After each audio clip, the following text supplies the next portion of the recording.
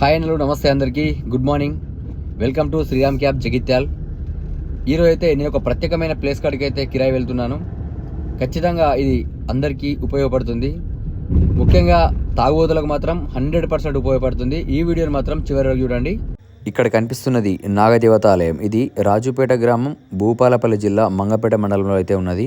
విషయం ఏమిటంటే ఇక్కడ ప్రతిరోజు కళ్ళు తాగే వారికి, మొత్తానికి మందుకు బానిసైన వారికి అయితే జీవితంలో ఇక మందు ముట్టకుండా తాగకుండా ఆయుర్వేదిక్ సంబంధించినటువంటి చెట్ల మందు పోస్తారన్నమాట.